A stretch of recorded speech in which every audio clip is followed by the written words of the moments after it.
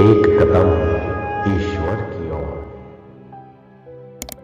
स्थिति प्रकरण 42वां सर्ग।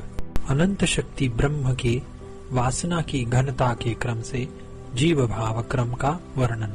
श्री वशिष्ठ जी ने कहा, हे रघुवर, असत अतएव विचार मात्र से नष्ट होने वाली इस अत्यंत प्रकोप को प्राप्त हुई अविद्या रूपी विस्तृत व्याधि की औषधि सुनिए। हे श्री रामचंद्र जी, मन के पराक्रम के विचारार्थ जिस राजस सात्विक जीव जाति का वर्णन करने के लिए मैं यहाँ पर प्रस्तुत हूँ, उसे आप सुनिए। जिस भांति सर्वव्यापक, निर्दोष, अनादि, अनंत, भ्रम कलंक रहित अमृत ब्रह्म जीव रूप हुआ, उसे भी आप सुनिए। स्पंदन रहित उस ब्रह्म का जीव रूप चिदाभास चिद ही है। जैसे सौम्य सागर ही चलन से तरंग आदि रूप स्थूलता को प्राप्त होता है, वैसे वह भी औपाधिक एक देश से घनता को प्राप्त होता है। जैसे समुद्र के अंदर जल स्पंद और अस्पंद रूप से अवस्थित देखा जाता है, यानी किसी स्थान में स्पंद और किसी स्थान में अस्पंद देखा जाता है, वैसे ही सर्वशक्ति ब्रह्म अस्पंद भाव होते हुए भी किसी एक अंश में स्पंद शक्ति रूप से आविर्भूत होता है। जैसे वायु आत्म रूप ही आकाश में अपने से गमन करता है, वैसे ही सर्वशक्ति ब्रह्म अपने आत्मा में ही अपनी शक्ति से ही चंचलता को प्राप्त होता है। जैसे निश्चल दीपक अपनी ज्वाला की स्पंद शक्ति से ही ऊपर को प्राप्त होता है, वैसे ही यह आत्मा भी अपने स्वरूप में ही प्रकाशित होता है। जैसे सागर शरद ऋतु की धूप के संबंध से चमक रहे जल प्रदेश में ही चंचल सा प्रतीत होता है, वैसे ही सर्वशक्ति आत्मा अपने स्वरूप में ही स्पंद रूप विलास से युक्त होता है। जैसे शरद ऋतु की धूप से चमक रहा पिघलाए हुए सोने के समान सागर स्फुरित होता है, वैसे ही चैतन्य रूपी सागर इंद्रिय जन्य प्रकाशों से आत्मा में ही स्फुरित होता है। जैसे अतीन्द्रिय आकाश में मोतियों की माला कभी कभी लहराती हुई सी दिखाई देती है, वैसे ही चिन्ह महाकाश में दैदीप्यमान चित शक्ति भी प्रतीत होती है। जैसे समुद्र में निर्मल तरंग समुद्र ही है, वैसे ही चिद्रूपी महासागर में कुछ क्षुभित रूप वाली उस जगतमयी चित शक्ति के रूप से चिति ही स्फुरित होती है। जैसे आलोक कोटर में आलोक श्री रहती है, वैसे ही उपाधि व परवश होकर यह चित शक्ति आत्मा से अभिन्न होती हुई भी भिन्न सी हो स्थित होती है। वह दैदीप्यमान चित शक्ति अपनी उस सर्वशक्तिता से एक क्षण भर में स्फुरित होती है। जैसे चंद्रमा की कला अपनी शीतलता का स्वयं अनुभव करती है, वैसे ही वह अपनी शक्ति का स्वयं अनुभव करती है। परमात्मा से उदित हुई यह प्रकाश रूप चित शक्ति अपनी सखी रूप देश काल क्रिया शक्तियों का आकर्षण करती है, यानी देश काल क्रिया शक्ति सखी के तुल्य उसका अनुगमन करने वाली है। इस प्रकार अपने स्वभाव को जानकर यह अनादि अनंत पद में स्थित होती है। अविचारित होती हुई पूर्वोक्त कल्पित रूप को भ्रमवश अपना स्वरूप जानकर मैं परिच्छिन्न हूँ, यो अपने स्वरूप की भावना करती है। जभी उस परम सत्ता ने इस प्रकार के स्वरूप की भावना की, तभी तुरंत नाम रूप भेद आदि जगत की संपूर्ण कल्पनाओं ने उसका पीछा किया।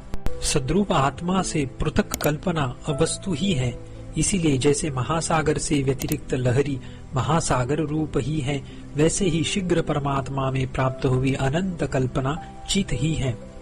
जैसे कटक केयूरों से सुवर्ण का भेद विलक्षण है, वैसे ही अंश कल्पना के अधीन संपूर्ण जगत रूप अपने स्वरूप की भावना कर रही चैतन्य का भेद विलक्षण है। जैसे दीपक से उत्पन्न हुए दीपकों का देश काल और कला मात्र से भेद है, वैसे ही चित्त का भी उपाधि स्वरूप से प्राप्त हुआ आत्म भेद है। देश काल और क्रिया की शक्ति से संदीपित हुआ चैतन्य संकल्प का अनुसरण करता हुआ कल्पना को प्राप्त होता है। हे महाबाहु, विकल्पों से जिसने आकार का ग्रहण किया है एवं देश काल और क्रिया के अधीन जो चैतन्य का रूप है, वह शरीर क्षेत्र कहलाता है। उसको भली भांति बाहर भीतर सर्वतो भावेन वह जानता है, इसीलिए वह क्षेत्रज्ञ कहलाता है। निश्चय करने वाला अतएव अन्य कल्पना रूप कलंक से युक्त अहंकार ही बुद्धि कहलाता है। संकल्प युक्त बुद्धि मन का स्थान ग्रहण करती है। प्रचुर विकल्पों से युक्त मन धीरे धीरे इंद्रियता को प्राप्त होता है। इंद्रियों को ही विद्वान लोग हस्तपाद आदि रूप देह कहते हैं।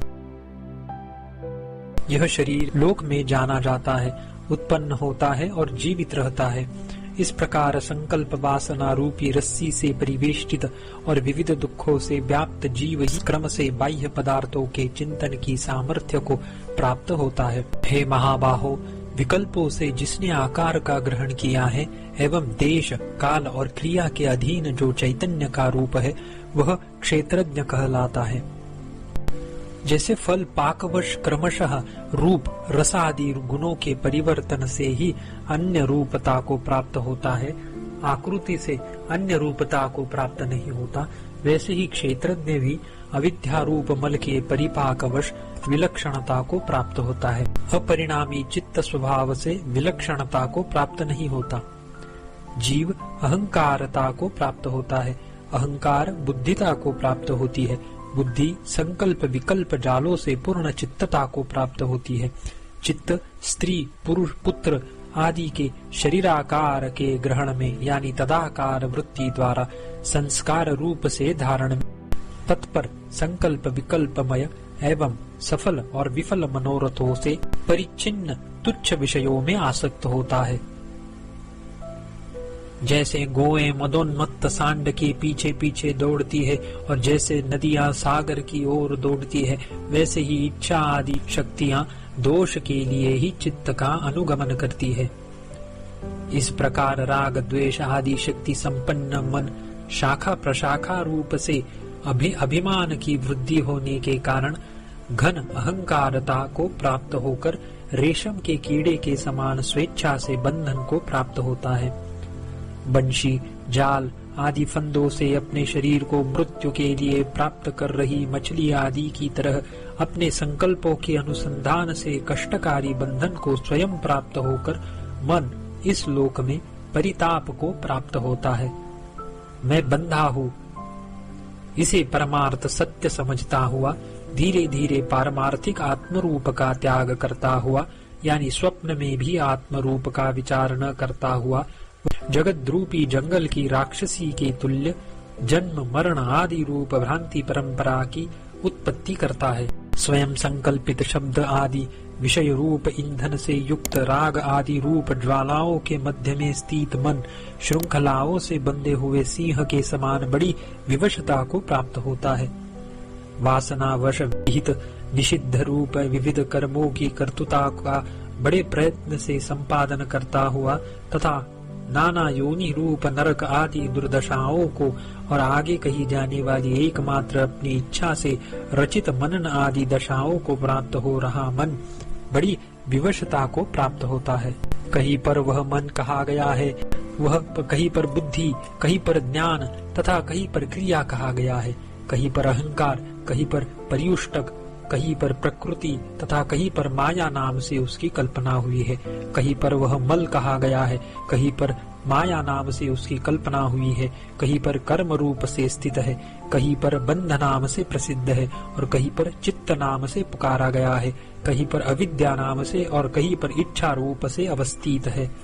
हे श्री रामचंद्र जी, इस लोक में तृष्णा और शोक से व्याप्त राग का विशाल आयतन दुखित यह चित्त ही आबद्ध है, आत्मा आबद्ध नहीं है। यही जरा मरण मोह रूप मानसिक भावनाओं से व्याप्त है, हित और अनिहितों से ग्रस्त है, अविद्या रूपी रंग से रंगा है, स्वेच्छा से इसका आकार क्षोभ को प्राप्त हुआ है, कर्म रूपी वृक्ष राशियों का यह अंकुर है, अपनी उत्पत्ति के निमित्त भूत परमात्म तत्व को भली भांति भूल चुका है, अनेक अनर्थकारी कल्पनाओं की इसने कल्पना कर रखी है। यह रेशम के कीड़े की तरह अपने आप बंधन को प्राप्त हुआ है और शोकमय पद को प्राप्त हुआ है। रूप रस आदि तन्मात्रा के समूहों से रचित है तथा अनंत नरकों के दुखों से व्याप्त है। यद्यपि यह अनात्म रूप से देखने के योग्य है, तथापि दुर्विचारवश शाखाओं से भरपूर है एवं संसार रूप विषमय फल का दुष्ट वृक्ष है। आशा रूपी पाशों का निर्माण करने वाले इस समस्त संसार को, जो कि पुरुषार्थों से हीन है, जैसे वट का बीज फल से रहित वट वृक्ष को धारण करता है, वैसे ही अपने भीतर धारण कर रहे हैं। दुश्चिंता रूपी अग्नि ज्वालाओं से झुलसे हुए, कोप रूपी अजगर से डसे हुए, काम रूपी समुद्र की बड़ी बड़ी तरंगों से विताड़ित, अपने आत्म स्वरूप मूल कारण को भूले हुए, यूथ से बिछड़े हुए मृग के समान शोक से अचेत हुए, विषय रूपी अग्नि में पतंगे के समान ज्वालाओं से जले हुए, जिसकी जड़ कट गई हो ऐसे कमल की तरह अत्यंत म्लानता को प्राप्त हुए, अपने निवास भूत देह से मृत्यु द्वारा अपहरण करने पर तत्त देहों के अभिमान के विच्छेद से छिन्न भिन्न अंग वाले, अतएव तत्त देहों में आसक्ति से अत्यंत पीड़ित एवं विषय इंद्रिय देह आदि रूप भांति भांति के रूप धारण कर अपने विनाश में तत्पर हुए शत्रुओं के मध्य में उन पर विश्वास करने के कारण स्थित, पहले कही गई संकटाकिरण इस अनंत दशाओं में भटके हुए, जैसे पक्षी सागर में गिरा हो वैसे ही घोर दुख में गिरे हुए, गंधर्व नगर के तुल्य शून्य इस जगत जाल में अपने बंधन के हेतुभूत देह आदि पर अत्यंत स्नेह करने वाले, तत्वज्ञान और उसके साधने के अनादर समुद्र में तैर रहे एवं विषय वासना से पीड़ित मन का हे देव तुल्य श्री रामचंद्र जी, कीचड़ से हाथी के समान आप उद्धार कीजिए। हे श्री रामचंद्र जी, काम रूपी छोटी तलैया में बैल के समान खूब फंसे हुए तथा चिरकाल तक विषय भोगों से पुण्य क्षय होने पर परलोक जाने के साधनों का अभाव होने से कटे हुए तथा शिथिल हस्तपाद आदि अवयव वाले मन का आप प्रयत्न से उद्धार कीजिए। मन के काम्य शुभ कर्मों और निषिद्ध कर्मों के आधिक्य से मलिन स्वरूप वाले एवं खूब प्रज्वलित हो रहे जरा, मृत्यु और विषादों से मूर्छित होने पर जिसको इस जगत में क्लेश नहीं होता, वह मनुष्य नरकाकृति में छिपा हुआ राक्षस है। 42वां सर्ग समाप्त।